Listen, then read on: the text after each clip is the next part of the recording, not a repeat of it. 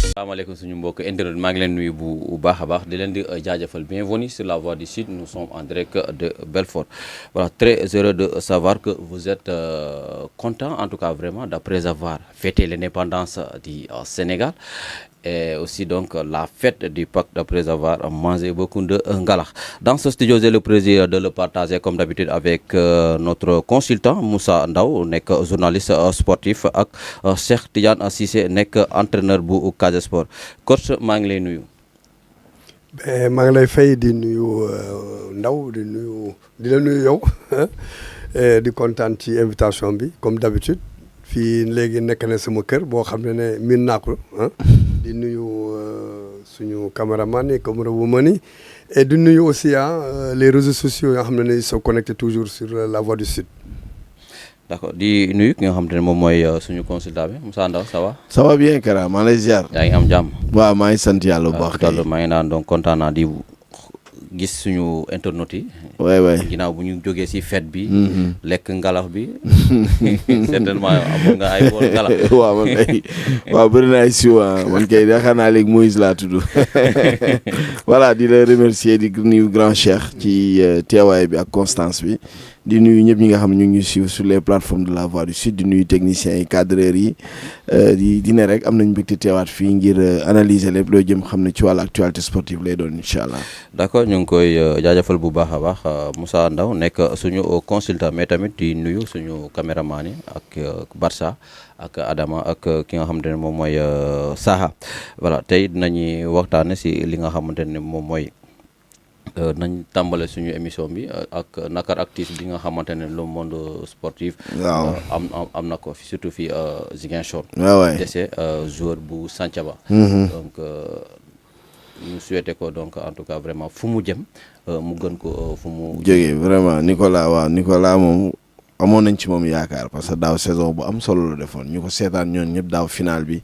contre Badiana donte perte nañ sax mais ñëpp gis nañ impact bu mu amoon surtout ren aussi mu ñëwaat làbbaliwaat waroon confirmer malheureusement ci phase nationale yi ñëwoon na jouer ASC Kajoor mook seen beneen autre excentré aussi bu Santhiaba Wolof ñëwoon nañu dooleel ASC Kajoor ci phase nationale yi cette année mu am commencé woon une saison wax dëgg yàlla extraordinaire wax dëgg yàlla ak impact bu am solo ci équipe d'ailleurs seen équipe amagul défaite ñoom ñooy premier seen poule malheureusement sunu borom def li gën bésu bànneex la moom ñu mujjee jur naqar dañ koy ñaanal rek daal di yàlla xaare ko aljana il paraît que nañ ko denc suba ginnaaw suba alxames lañ koy denc aussi jot na jouer Joxeer aussi parce que aussi gis naa bi ma ko posté waa Joxeer yëpp presque ñu ngi doon réagir ne foofu la tàmbalee d'ailleurs ki nga xam ne moom mooy carrière du football katam ñu profité aussi ci occasion bi di jaale aussi Brigal bi nga xam ne jabaru frère am dafa génnaat na Brigal waaw coach Brigal mi nga xam ne doon nañ ci ces deux plateaux yi ci coupe du monde bi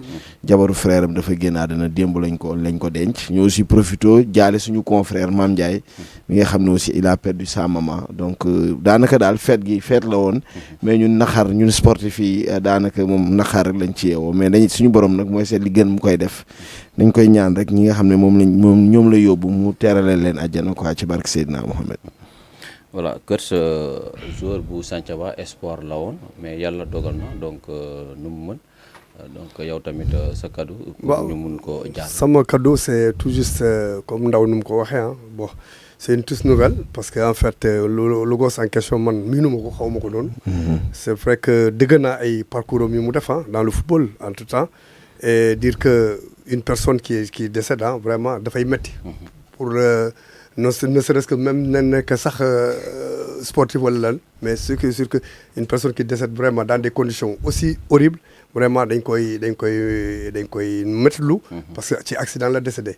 mais di wax ni que c'est un garçon qui avait beaucoup d'avenir parce que ni ñu ko décrire par rapport ak li mu doon def dans sa carrière bu mu jot a def vraiment c'est un garçon très bon dans le terrain. maintenant comme ni ñu koy waxee la yàlla moom kenn du xëcc ak moom bésu fet la ko jëlee Ndaw wax na ko métti na lool mais la vie c'est ainsi fait et di jaale aussi Brigal parce que dëmb man maa ngi fa woon jaale ko jabaru grand frère am bu décédé et éventuellement aussi am na benn supporter fervent supporter de Santhiaba Éducation qui est décédé bañ ko suul dëmb mooy Mahari Ndiaye. ok ça doit être c'est le frère de l'autre là Aïcha Ndiaye. Aïcha Ndiaye ah ok Henriette Mahari waa oh yàlla na ko yàlla yërëm donc di ko jaal parce que kooku moom sama waay la woon. donc lorsque j'ai joué au Casa Sport daf ma fan woon saa yu ma doon romb dama mën a Cheikh Cissé tu as l'avenir devant toi donc ma koy jàll famille bi di ko jàll ñëpp vraiment et que c'est des moments qui arrivent dans la vie qui est difficile mais il faut se plier au divin de Dieu parce que yàlla moom mooy joxe moom mooy jël. donc di leen di ñaanal na fu ñu jëm yàlla na yàlla suñu borom dugal leen ci àjjana yu gën kawe. amiin voilà. voilà donc moom tamit damay dellu siwaat en tout cas vraiment ki nga xam te ne moom mooy Nico nekk milieu de terrain bu Santhiaba en tout cas vraiment ñu ngi koy jaale di jaale toute la famille sportive bu Ziguinchor di jaale tamit sa famille am. en tout cas métti na trop na espoir la woon surtout nekk joueur nga. voilà sa entourage am yaakaar ci yow yàlla dogal lu mu dogal amuñu dara lu ñuy def lu dul ñaan.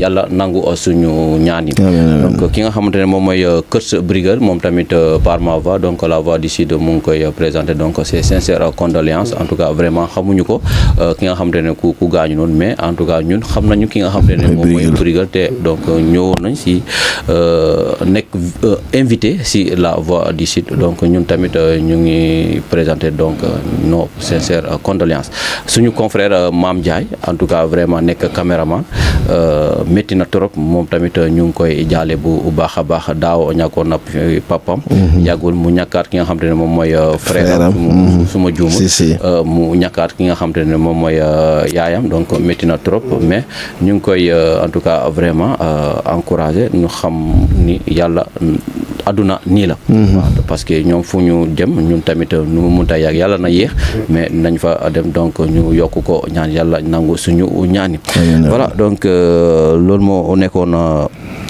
suñu départ émission bi dafa xawoon métti parce que week-end fête la woon mais en plus week-end bi nga xamante ne donc la population ziguinchoroise am nañu ay dëj yi nga xamante ne yu bëri donc yàlla nangu suñu ñaan yi ñun ñëpp voilà coach Moussa Ndaw di moins voilà gis nañu en tout cas grève chauffeur yi waaw am na impact ba mu ñëw ba sport waay à la fin Coupe du Sénégal waroon na am mercredi bi mais finalement donc la fédération sénégalaise de football dafa reporter match yi ngir grève yi waaw ñaari jàngat laa ci def jàngat bi ma ci def bu njëkk bi mooy c'est vrai que chauffeurs yi am nañ droit grève loolu moom ñëpp am nañ ci droit mais aussi am na loo xam ne su ko nguur jëlee c'est parce que am na lu mu gisoon te biñ koy gis ñoom nangu woon nañ ko lan moo waral changement bi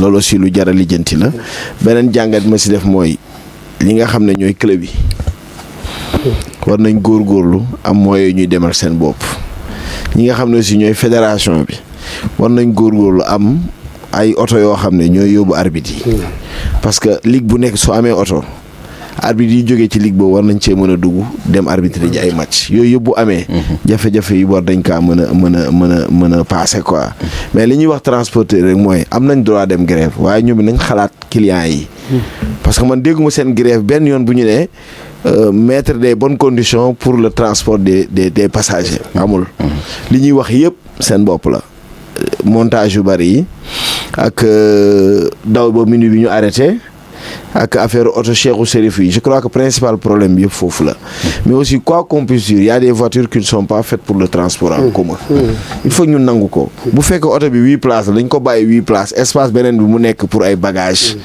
ñu bañ a def porte bagage mais mënoo jël fu bagage war a dem nga def fa bagage nga def fa ay chaise jël créer sa porte bagage ñu la lii da nga koy aaye nga ne mënta dañ il faut aussi ñoom ñu xalaat lan mooy aussi luy génnal askan wi parce que oto yi boo si duggee tu es à l'étroit nañ waxante dëgg rek tu n'es pas à l'aise boo ci duggee ba pare xott la ba pare ñoom it nu leen neex la ñuy daw donc am na benn chauffeur taxi ma doon waxtaanal fan yi passé ku conscient quand même mu ne ñoom seen bopp ils mettent pas les passagers à l'aise parce que seen oto yi dara baaxu ci duñ koy toppatoo beneen point bi mooy tant que nit ñi ni ñu nekkee nii ñu ngi koy dawalee accident du jóg si dëkk bi moom il est d'accord pour que état bi instaure le permis à point maintenant man li ma ci gis daal mooy nañ fexe nu ñu waxtaanee ak ñoom pour que ñu mën a xool nuñ koy askan wi surtout parce que aussi transport bu taxawee surtout ñun ñi nekk dans la région sud dañuy am problème amatuñu assez de bateaux yi ni marchandise suñu oto yi taxawee nit ñi ñooy dee askan wi ñoo ciy gën a sonn dëgg yàlla war nañu ci xalaat daal ñoom ñi nga xam ne ñooy dawalkat yi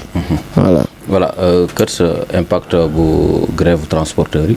Ben moi je vais m'arrêter uniquement parce que ndaw wax na la wax ci côté transport moi je vais m'arrêter au niveau du sportif parce que je pense que côté boobu gàllankoor na lool la situation et dire que comme ni ñu ko waxee la je pense que tey jii club yi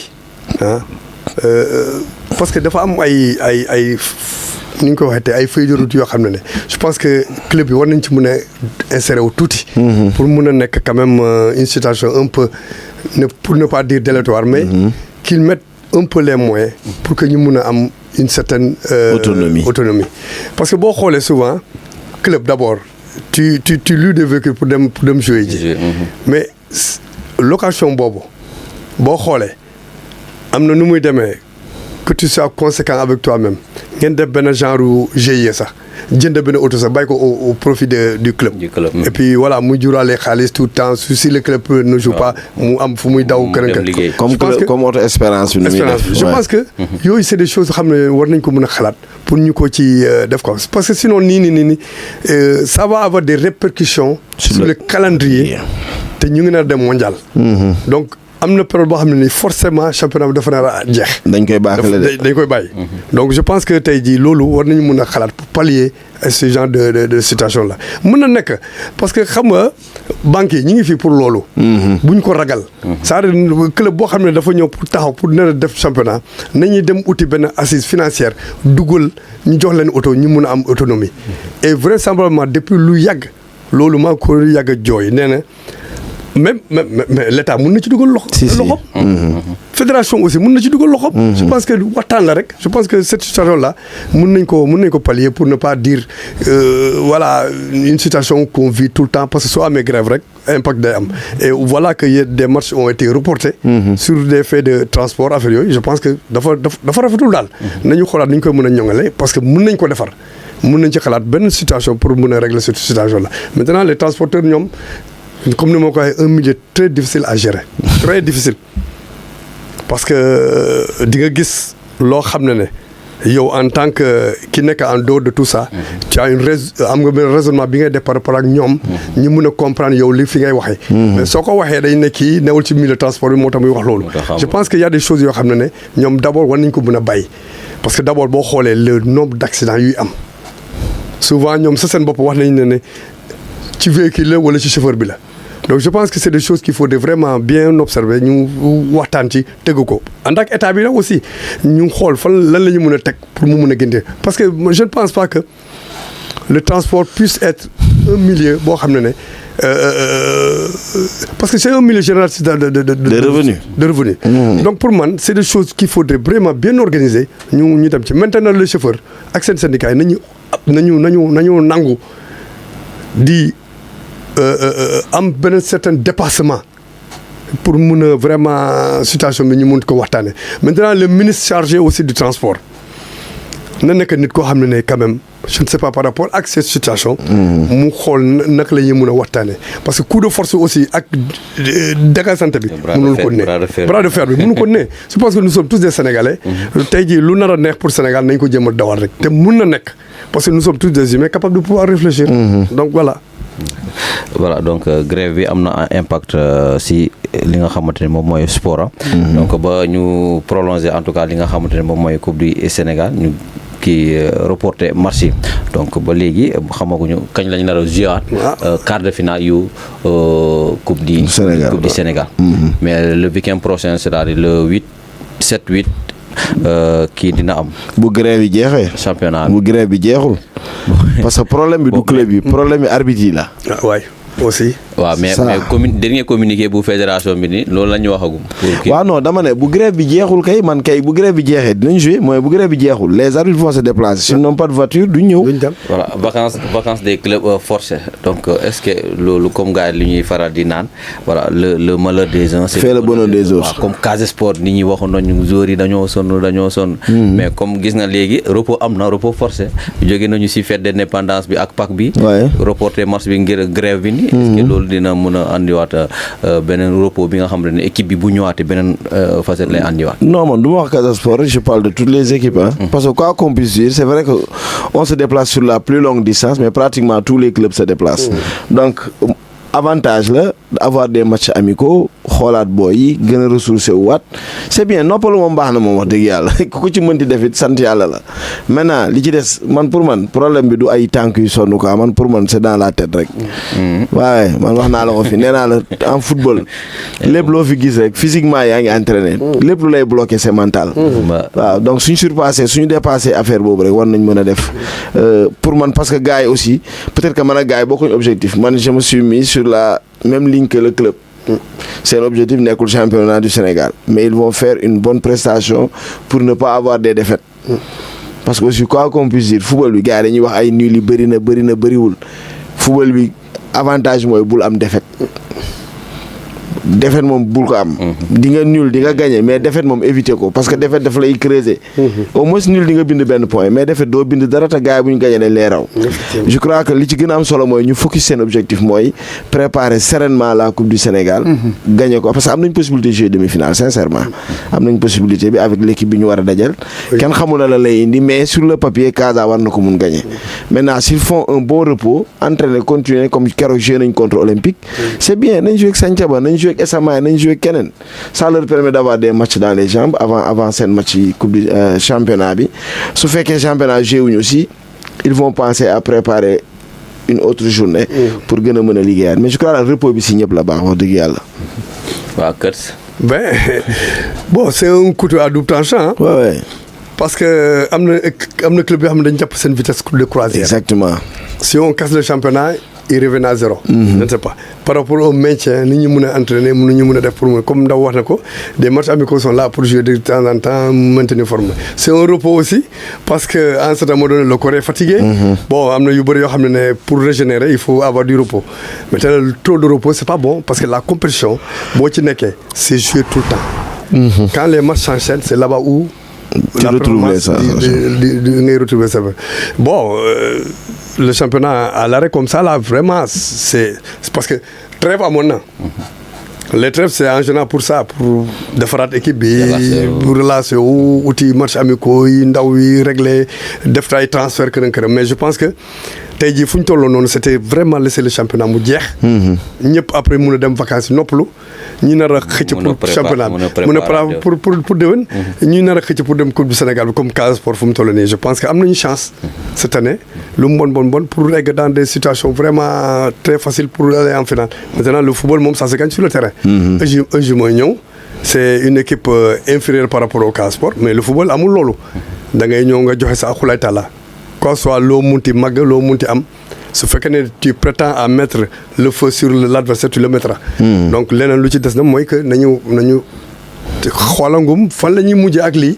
Parce que au fur et à mesure ñuy dem ça tire en longueur c'est pas bon aussi. waaw donc je pense qu'il faut trouver une solution pour régler ce problème là. Championnat bi en principe c'est calé sur un temps. fin mai la war a jeex de. loolu mooy suñu problème. Parce que gis nga entraîneur soo préparé après bu amee benn genre errement rek. après yow sa préparation bi dafay yàqu. li ngay def sax des fois da ngay demander dama doon sax. da ngay improviser. loolu mën na yàq sax lu bëri ci liggéey bi. donc je pense qu'il faudrait vraiment ñu xalaat ci le côté boobu pour dire que le championnat a un début et une fin. toujours si championnat bi gis nañu parfois donc day am ay coïncidents yi nga xamante ne donc ay incidents yi nga xamante ne donc nit ñi dañ koy ñaawlu bu baax a baax violence bu amoon entre AS Pikine ak Guédiawaye ba waa Guédiawaye ñu génnee benn communiqué au moment où donc nit ñi ñu ngi waxtaan li nga xamante ne pour ñu mun a yóbbu donc le championnat sénégalais ci kaw. Donc gis nañu ren fédération bi ni nu mu subventionné kii club yi.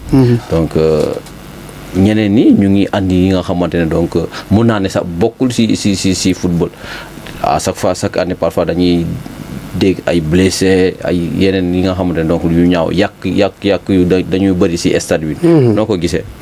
waaw xam nga Kara man de dafa am benn jàngat bu moo ci bëgg a def te je pense que war nañ ci mën a bàyyi xel bu baax a baax c'est entre nous et ensuite on n'est pas performant si fekkee ne cadre bi mel nii la ñuy nekk di ko def parce que dans le football y a défaite y a match nul y a victoire.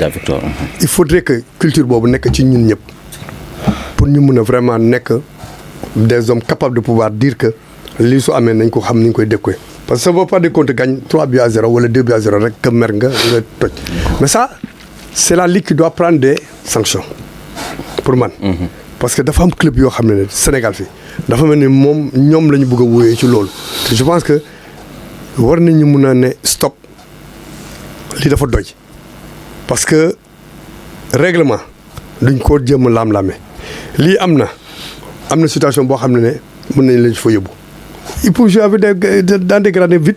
Il y aura pas de supporters, il y a rien. Entre acteurs yi du am xeex du am dara.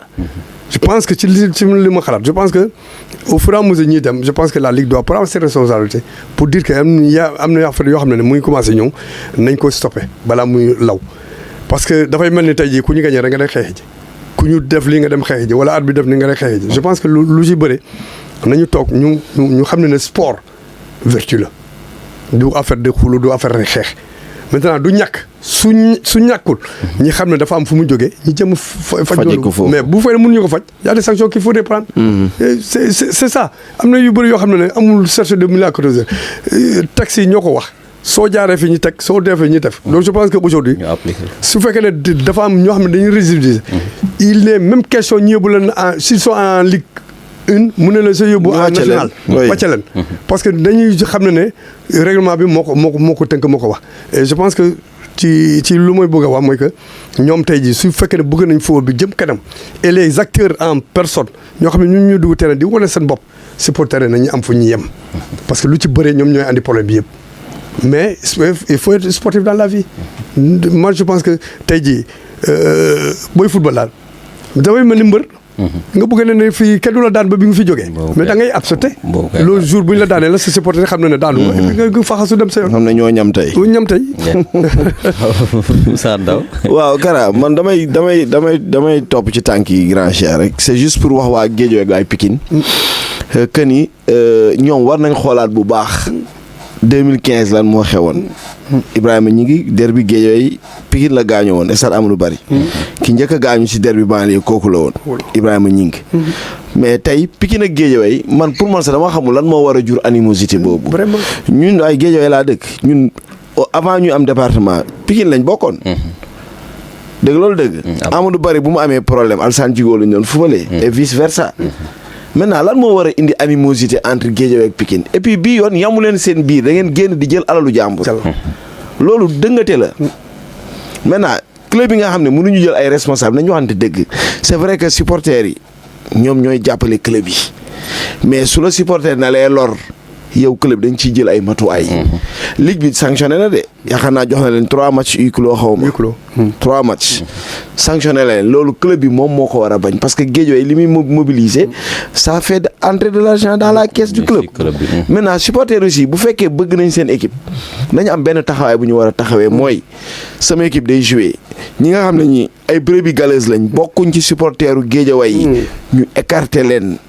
leneen lu dal seen kaw ñu xam ne ñoom la ñu géral ko seen bopp parce que il faut que supporter yi organiser wu de sorte que ñu xam kan moo bokk ci ñoom ak kan moo bokkul ci ñoom supporter bu amul carte de membre nan la nekkee supporter amoo carte de membre bokkoo ci comité directeur club bi tu fais rien pour le club à part jënd benn billet 1000 francs après nga génn nga yàqal club bi loo xam ne da koy gaañ il faut que supporter yi am fulla ci seen bopp comité supporter yi def benn genre comité de veille képp ku bokkul si ñoom amoo benn carte de membre tu n'es pas reconnu comme un supporter de Guédiawaye tu es libre de supporter ton moyen yaa xam mais boo fa génnee leneen loo fa def que ñu jël seen responsabilité ne diw moo ko def comme ça ñoom désengagé carrément club parce que qui va payer les pots cassés le club quand le club joue et n'a pas de supporter mais l'autre club da koy dominer ci côté soutien donc man dama benn appel daal bu may woo waa Guédiawaye ak waa Pikine ñun ñëpp ay doomu banlieue lañ man mun naa nangu ay yeneen match am coow am mais entre ñun ay doomu ndey lan moo fa war a indi xiiroo ak ŋaayoo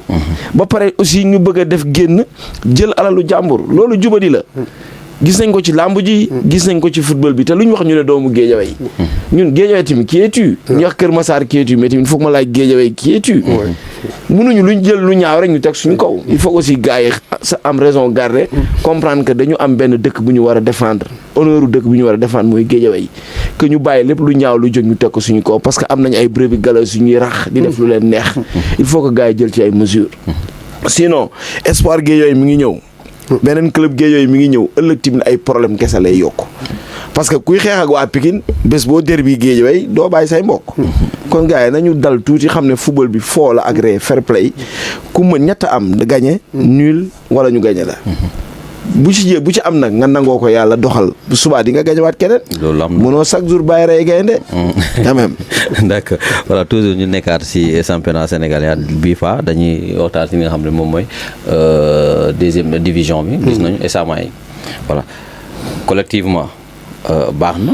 mais individuellement baaxul ba tax 11 bu mois dernier bi ni bokkul. waaw xam nga loolu ça dépend ci. La performance individuelle du joueur quoi. Mais dire que par exemple. individuellement baaxuñu wala kii non ils sont bons parce que mais les meilleurs la ñuy jël. mais mënuñu jël 11 te amul benn joueur bu Esama. te Esama moo nekk deuxième. waaw mais erreur bi ngay def. Esama rek moo nekk di compétir. les autres clubs sont là-bas. Esama yi am na période boo xam ne seen joueurs yi ñu ñëwoon ci biir yeneen équipe yi seen joueurs yi newuñu foon ci biir tu vas dire que cette équipe là elle est mauvaise non c'est des moments bu am explosion y avait un moment Malick Sambou chaque 3 matchs yi daf ci doon bokk figuré wu.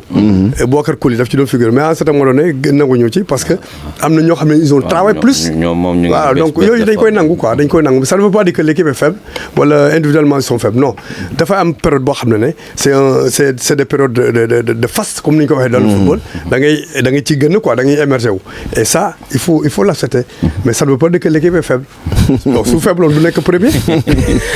non mais man joueur yi laay wax. non en tout cas mois bi passé moom les joueurs moom. individuellement baaxul je ne serais pas d'accord avec toi. performance bi moom baaxul individuellement équipe bi moom dans l'ensemble c'est bien. mais ils n'ont pas pris de défaite. jëluñu défaite. waaw mais selon classement bi nii. waaw xam nga boo sooy def classement bi. waaw da ngay jël meilleur élément yi. waaw léegi équipe bi. c'est vrai équipe bi baax na nice. mais kaay ma wax la benn affaire. mais élément yi benn boo jëlee kenn ak la contradiction mooy on peut prendre un meilleur fekk am na défaite mais ce jour-là il a fait un beau match. parce que noonu lañ koy nattee. sur le terrain. la valeur je pense que nomination bi si mois bi. parce que dañu naan 11 du mois de mars. maanaam les meilleurs. mooy maanaam parcours mois bi yëpp les meilleurs la ñuy. les meilleurs parcours bi mois bi yëpp Esama baaxoon na. waaw. mais joueurs yi bokkuñu. waaw moom laa bëgg wax c'est-à-dire c'est un problème de standard de kii sur quel poste. à quel poste. tel joueur moo fa nekk su ñu gisee ne jour par exemple. newul Esama moo gën di baax période bi joueur Esama bi mais il prend sa place c'est-à-dire ça ne veut pas dire que le joueur là bu ñu jël place am il est faible non c'est un moment que un joueur le surplace parce que ay critères lañ teg et ces critères là mooy répertorié wu ci loolu je pense que il faut qu'on l'accepte mais ça ne veut pas dire que Esama est mauvais. Kara waaw non xam nga man boo ne individuellement l'équipe ne marche pas man daf may jaaxal. joueurs yi quoi. waaw joueurs yi mooy individuellement waaw individuellement xam nga équipe du individu équipe collective la. individuellement mooy joueurs yi. léegi individuellement ku nekk da ngaa joxe li nga war a joxe ba club bi nekk premier. ban liggéey la joueurs yi def. est-ce que ils se sont pas sacrifiés pour l'équipe. au détriment d'une performance individuelle bu ñëpp di coow. janvier février gisoon nga fa Lamine Nanko. février kii ñëw na Saliou Ndiaye fekk si ko. c'est-à-dire que buñ ne meilleur joueur du mois on prend pendant chaque journée. on a 4 journées dans le mois. Maintenant si Kara figure 3 fois dans les journées. naa nga ko figurer 2 fois ñoom ñaar ñu bokk poste bu ñuy jël jour du mois kan la ñuy jël. moom. loolu la ki ëppale li nga nekk. meilleur joueur de la semaine. donc critères yooyu peut-être que ñun maîtriser wuñu lépp mais xam naa ne loolu bokk na si tax ñu def choix bi. maintenant Esama a repris du poil de la bête. mais yan score la Esama di gagné. ay 1-0 3-2 et cetera. Ce qui est important instant daaw dañ fi nekkoon di naaw ñu naan meilleur joueur tërërërërër ñu dem ba ci fee bi ñu këpp. ñoom il préfère club bi nekk meilleur club que ñoom ñu nekk meilleur joueur du mois man noonu laa ko gisee de. Et je crois que noonu sax lay demee. Espérons que joueurs yi moment bi club bi nekk si dynamique bu baax bu ñu reprendre ils vont être encore beaucoup am confiance gën a performant di nga leen gisaat parce que du ñàkk loolu moom man jàppee wu ma ne joueurs yi ñoo baaxul individuellement ils se sont sacrifiés pour le bonheur du club donc ñoom seen performance individuelle c'est pas important c'est la performance collective qui permet au club de progresser moo leen gën a ñor. voilà xëy naa léegi ñoom laas nañu comprendre parce que li nga jot a expliquer ñoom Barça xam nga ñoom moom dañuy gis ni ñu ne non dañuy dégg tël rek ñu ne waa dàmbal léegi nañu comprendre voilà Kers gis nañu en tout cas vraiment championnat régional ren mu ngi def ay progression yi nga xam ne yu am solo dans ñuy jouer match yi dans l'apparence nii donc ñëpp dañuy yéeg en tout cas vraiment telle journée am na telle journée noo ko gisee.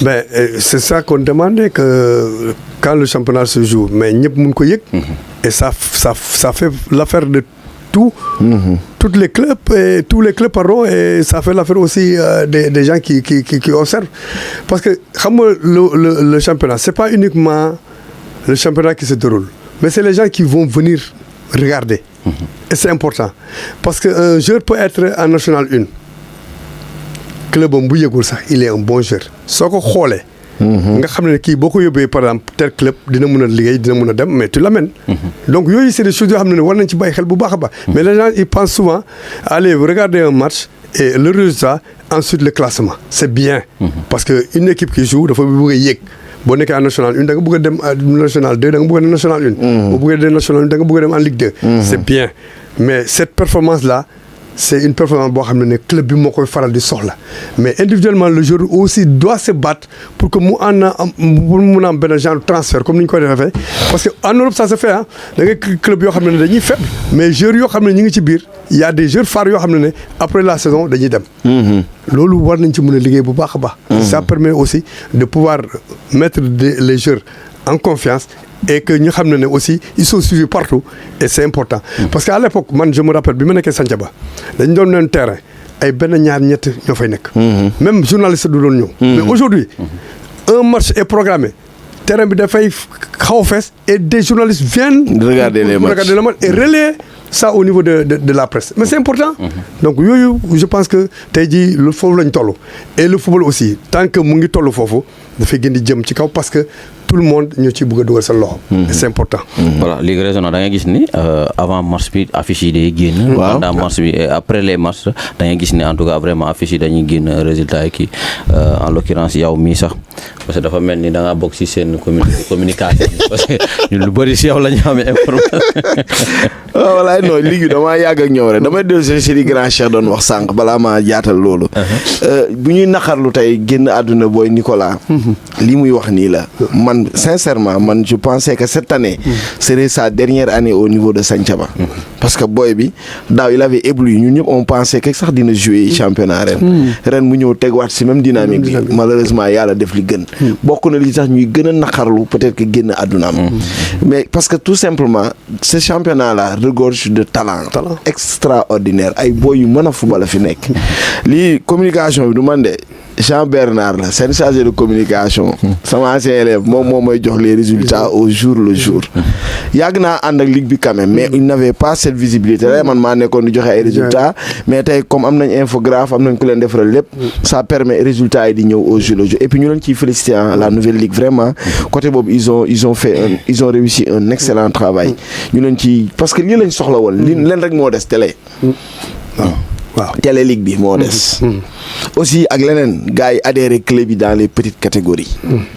cadets yi nañ bàyyi booy ñuy jël seen extrait di denc naan dañuy wàññi ay at football bi léegi weesu na si ay wàññi at koo fi wàññi atam bu defee 2 saisons 3 saisons yax yi commencé fënax mu commencé am problème mu genou nañu bàyyi booy ñu jouer ak seeni at yi ñu am moo gën xoolal ñaari poule cadet rek lañ am ñaata équipe lañ am matulan je crois que 6 équipes la xaw ma 12 équipes 12 équipes lañ am alors que en senior on a plus de 29 clubs c'est pas normal donc nañ fexe ba booy yi am ay bàyyi booy ñu am seen i kayit yu ñu am at yu baax yu ñu am ñu dem jouer cadet dans les championnats ci lañ leen di mën a détecter parce que bu ñuy wàññi seen at yi timit at yi day dem at yi duñ mënuñu leen nax de boo wàññee at bi timit nga ne xale bi 16 ans la am fekk am na 20 ans wala 21 ans 2 ans lay def bu yéegee ba yéeg au sommet 2 saisons lay def pare ci parce que yaram bi moo ko dul attan. mais bii pa xanaa dañuy permettre équipe mun ngeen présenter cadet kese wala senior kese. waaw dañuy exiger ñaari. non normalement xam nga peut-être nawetaan dañ naan soo amul cadet di nga am senior.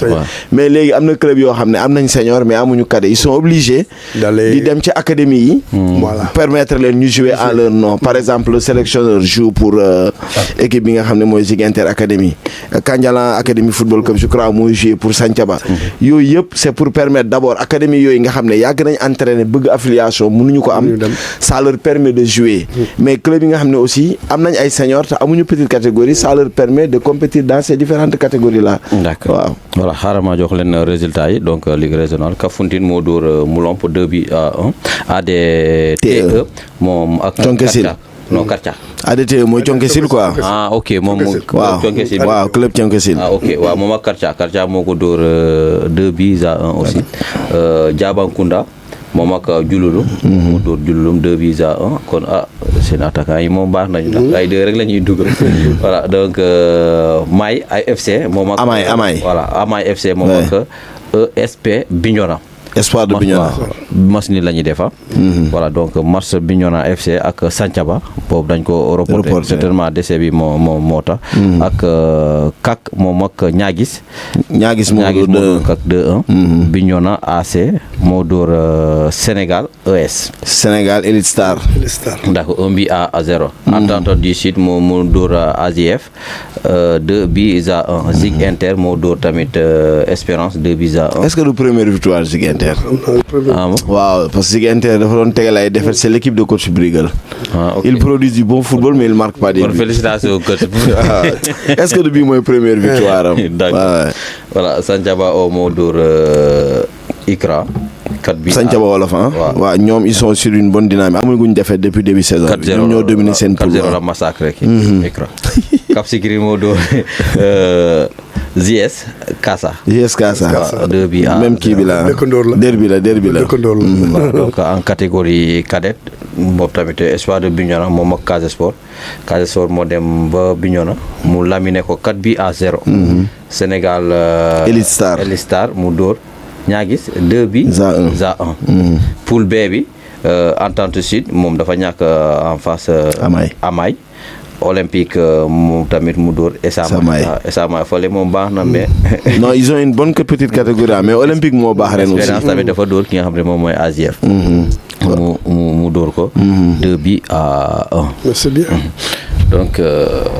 certainement gis nañu bii bëri nañu waaw mais boo xoolee mais aussi meilleur buteur championnat bi comme tous les championnats yaakaar naa 8 buts la am. ñun loolu mooy suñu principal problème on n'a pas des attaquants tueurs.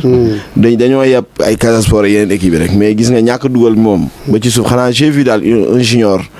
Mendy ou Gomis l'attaquant de Essamay. waaye il est bon booy boobu moom lu mu fort da koy def si kër gi. moom il est bon quoi j'espère que booy boobu Essamay buñ ko osé sax war nañ ko mën a jouer loo ci kaw en senior mu ñamanteeg gars yi parce que aussi il a le flair d'un bon buteur. D'accord, on termine l'émission donc dans l'international en tout cas vraiment visite bu président de la CAF war na ñëw Sénégal. international kay national la kooku. Motsepe du fii lay ñëw. waaw lan la fi def sax international Afrique la. lan la fi def est-ce que du plainte bee leen tiital. noo gisee visite am. non et puis parce que keroog waxtaan bi kii wax bi bu mu élevé woon bu mu defee seen conférence de presse bi wax na en tout cas il va visiter les 2 pays. pour lan apaiser suñu diggante ak Maroc. moom dafa xaaj suñu diggante moom ñun ak Maroc. Motsepe suñu diggante ak Maroc moo ko mag di. waaw dëgg li il va régler ça ñun xanaa amuñu ay diplomate. dëgg. am nañ président am nañ ambassadeur am nañ ay kilifa diine Maroc ñun ak ñoom ñoo bokk fees. ak tarixa tijaan.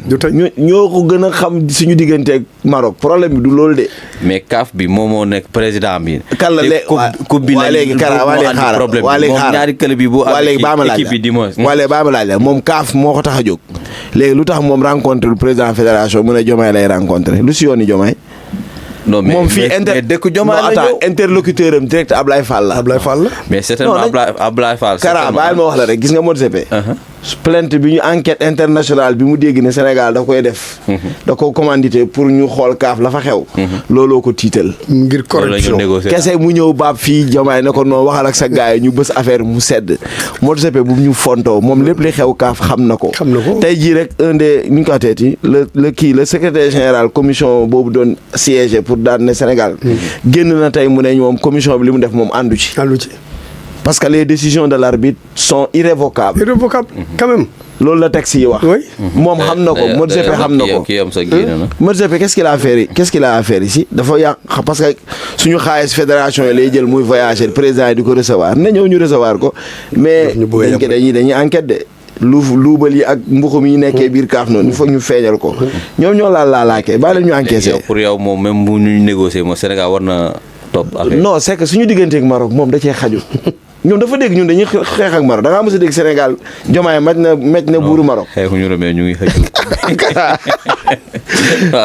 waaye yow nañ ko bàyyi waaye. c'est visite du président bi. en fait Ndaw wax na ko parce que su naroon ñëw Sénégal fii pour moom interlocuteur directeur kan la Abdoulaye Fall la. je pense que c'est un problème de football c'est un problème de sport donc moom Abdoulaye Fall la nar a waxal. maintenant s'il vient au Sénégal pour aller voir directement le président. xam naa peut-être dafa bëgg a mesure de ni ñu koy waxatee d'apaisement. mais tout ce qu'on fait les gens l'attendent parce que ba léegi ñun xamaguñu ci lu ñu nekk. dañuy wax tey jii même lu tax demul Maroc ba pare sax doog a ñëw si ñun. non parce que du moom final bi demoon na seeti leen. waaw na njëkkee foofu. grand continent. et non seulement quand tu entends la déclaration de l'arbitre. maanaam. arbitre bi si boppam Jean-Jacques Ndala. waaw li mu wax. il a constaté qu'il y a pas d'abandon. wax dëgg yàlla. mais 12 minutes arrêt de jeu moo amoon. xam nga suma français dafa baaxul trop. waaw man dama bëgg pour ñu expliquer ma luy abandon. wax dëgg yàlla. parce que weya. mooy bàyyi nga dama gis mu def déclaration. xam nga moom la wala du moom wala dañ ko tuumal ci déclaration. non weya mooy bi ñuy wax naan dafa ànd ak Maroc. waaw non c'est une fausse déclaration. après defaat na déclaration. oui. bosam ñëpp gis nañ ko. je peux pas comprendre que un grand weya di def genre déclaration. abandon mooy sumb nga dara. jégaloo nga gedd bàyyi ko fa. voilà nga bàyyi nga dem wala nga gedd quoi. ci tubaab ci tubaab. waaw te ñun buñ doon def suñu kii ci tubaab lañ ko bindee. donc ñoom xam nañu ni abandon amul. match bi dem na à terme. suñu coupe d'Afrique bi ñoo ko moom suñu ñaari étoiles yi ñoo ko moom. kon nañ saral wax ji. je pense que tey jii Motsepe on lui demande qu'il soit vraiment responsable. dëgg yàlla de ce qu'il en est. wax dëgg yàlla. sa waay moom moo doon togg sombi yam ñulug ne ko. tuur na ci kawam. naan mu naan.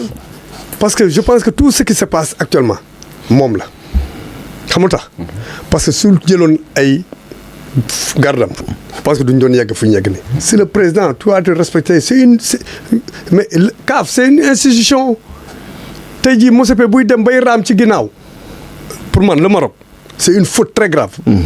waru koo nangu benn mais ñun tam aussi.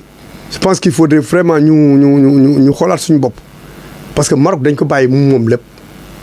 non Afrique noire ngay wax. merci ñun ñoo ëpp ci CAF bi de. su amee match fële suñu homologué sa terrain maa ngi dem Maroc. su ma amee xew bu mën a def mënu moo ko def suma dëkk maa ngi dem Maroc. Maroc yooyu moo tax ñu téye ñu comme ay kii. je pense que loolu war nañ ko mën a laver c'est un affront qu'il faut laver parce que liggéey sa dëkk moo gën bala ngay liggéey dëkk jàmbur. je pense que côté boobu war nañ ci mën a réfléchir bu baax. leen moo xamal naa la Gambie moom dootul dem Maroc moom. ak kam Gambie c'est fini. Sénégal rek li mu ñam Ablaye Wade fii dootu ko bàyyi. non c'est vrai. macha allah voilà donc ñu jeexal ko aussi ni nga xamante ne moom mooy lutte. bëre waaw bii moom dañuy ñëwaat ci bëre. bëre waaw couronne bi jël nañ ko parcelle léegi mu ngi ci. waaw mais loolu c'est baax na en fait xam nga làmb dafa am ay réalités et j'ai bien aimé les sorties de Modou Lo après sa défaite. parce que sport loolu rek lay jëriñ quoi. tey da ngay nekk suba sa morom nekk. Modou Lo yaakaar naa bi mu mujjee daanu Balla Gaye moo ko daanoon. yaakaar naa ba mu nekk ndaanaan ba léegi waa Kër Dubale sax ñoo ko daan. Sa Thiès. ñëpp xam nañ talaam. man de sincèrement bokkoon naa ci ñi gëmoon ne fi Sa Thiès di yegg yeneen mbëri bu fa yeggee Modou Lo da koy daan. parce que aussi Sa Thiès nekk na mbër boo xam ne. techniquement il est extraordinaire. te bu la téye du bàyyi. man Sa Thiès seetaan naa nit téye ko mu fexe ba daan ko. ay combat yu bëri sax bu mu gën a nekk booy. tey doole bu mu am nekk xale bu ndaw Modou Lo dem vers la décadence. nekkatul xale kam nañ ko nangu. tey boo demee ba am yenn âge yi sarak yi ñëw koo ci magee 5 ans rek bu liggéeyee boo liggéeyee du bokk. de. te déjà mu ëpp la jëmm. bu la ne taral da ngay dem sa yoon et puis Sa Thiès a été fi Modou Lo doon yóbbu gars yi fa la ko yóbbu da koo xeexloo mu xeex mu nax ko remplacer ko. te am na punkal fu mu jàpp sa ndigg sa waaye doo fa des. man kay dama doon sant yàlla bu yëkkatiwu ko. waaw. loolu laa doon man dama doon boo Sa Thiès non comme yëkkatiwu ko rek baax na. daan na ko daan bu sedd ne ko grand jógal waa ji kii foofu mais daal li ñu mën a nangu mooy. mbir yi faw muy changer. maintenant Sa Thiès gaayam yi ay nante lañ dañ ko bugg a defal plan de travail. del bëri ñoom prince ay booy nga xam nag leen di noggatu nga cons couronne bi ba ci kanam nga doog a dugg si ci funkal yi. non yow moom léegi émission bi nañu dugalaat li nga xam ne lamb parce que dafa mel ni spécialiste. man damay seetaan lamb de damay seetaan lamb. c'est très rapide. waaw mais tout juste ci affaire couronne bi Sa Thiès daan na mbër. Moi, je disais tout le temps que Modou Lo, c'est un bon athlète. Un grand athlète. Un grand ambassadeur de la lutte sénégalaise. Un grand ambassadeur qui est tombé. Ouais. Et je pense que... waaw mais tout le monde était content quand même gars yi waaw. Modou Lo da ngay xool li muy def ci làmb ji. moo tax je vais contester un peu avec couronnement yi. waaw waaye seen roi des arènes bi moom. roi des arènes bi war nañ ko xoolaat. waaw waay. je suis ñoo xam ne dañuy wax ne ni. sur un combat éclair. nga daaneel benn mbër fekk moom mooy roi des arènes nga daaneel ko nga nekk roi des arènes. je pense que c'est pas pour xajamal bu Sa Thiès parce que Sa Thiès moom qui le voit c'est un bon athlète un bon lutteur. un bon kii ni ñu koy waxtee technicien de lutte. parce que mën na bëre. mais couronne bi war nañ ko xoolaat. moi j'aurais préféré que ñu xool par rapport ak yow li nga def ci làmb ji. après soo yeggee foofu que la yegg foofu ngeen dajee soo leen daaneel seen morom ñu ne ak kii il est champion il est le roi mais sur des coups de dee. waaye nga ñëw daaneel waa ji rek nekk roi des arènes war nañ ko xoolaat. mais du ma retirer. en aucun cas comme Maroc nu muy def. mérite Sa Thiès parce que Sa Thiès mérite vraiment sa couronne et puis vraiment un bon athlète aussi un grand lutteur.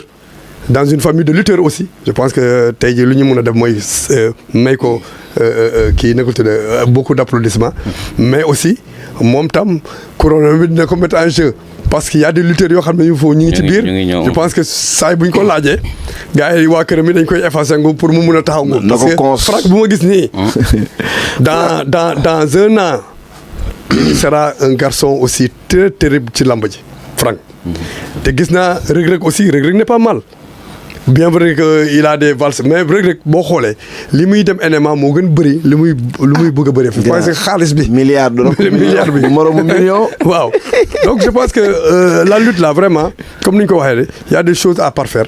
suñ ko defee rek suñu lamb ji ne parce que kanal fu muy dem ba wane lamb non c'est parce que. y a quelque chose c'est que nag canal aussi grand. waaw fa mu daan xëcc yëpp gars yi dañ ko faa fëgg. dañ ko fa fëgg léegi il faut mu ëpp popularité. moom lay wax ni xam nga les grands là bu ñuy dem bay jël benn affaire nga xam ne rek am na loo xam ne séntu nañ ko ci suñu lamb ji. effectivement nañ ko protéger ñu ñoŋal ko parce que vraiment lii rek la ñu am ci Sénégal. loo xam ne moom mooy fesal la kii terrain. vraiment lamb. man damay dem ba sa demoon je me fais comme violence sur moi même dama ne man footballeur laa. mais lamb nu muy def ba feesal terrain bi. moom jaaxal na ma man jaaxal na ma. waaw dëgg la. nañu fexe ñu liggéey côté boobu. bon popularité la affaire de koñ la quoi. voilà c'est ça quoi waaw c'est ça. mais daal li ñu mën a rafetlu Kara si combat bi mooy daal vraiment. def nañ ko si jàmm. après le combat. lutteurs yi ku nekk génn wax de manière poli teel na pare loolu lañ doon xaar quoi et puis dégg naa sama mbokk journalistes yi di ñaxtu naan dañ leen aj ci kaw mais foo dem si àdduna bi sport presse bi si kaw lay dem tege photographe yi nga xam ne ñooy def digital nii ñooy nekk ci suuf gars yi nañu bañ a gis ne canal dafa ñëw beddi leen am ay nitam yu mu indi lamb moo pensé à se professionnaliser bañ am fédération nañ koy teg si yoon faut pas sénégalais moo réfractaire à l'innovation bi ñu fi waxee ne 19 heures war na fekk gars yi sëgg ñoom Malick Thiandoum lu nekk dégg nañ ko Aziz Ndiaye ku nekk wax na mais xoolal léegi lamb ji teel a pare ni ñu dem seen yoon combat bi 2 minutes la maximum mais tay njëkkee sa loolu moo amoon ouais 2 minutes la maximum combat bi jeex na maintenant pour roi des arènes grand pour ñëwaat si yow man dama jàpp ne nañ ko def catégorisation plus de 100 kilos mu am roi 100 kilos c'est lourd mu am roi mi-lourd mu am roi léger mu am roi léegi nag ku bëgg a nekk roi nga ñafe sa catégorie nga jeexal leen. waaw pare bi nii nga demaat.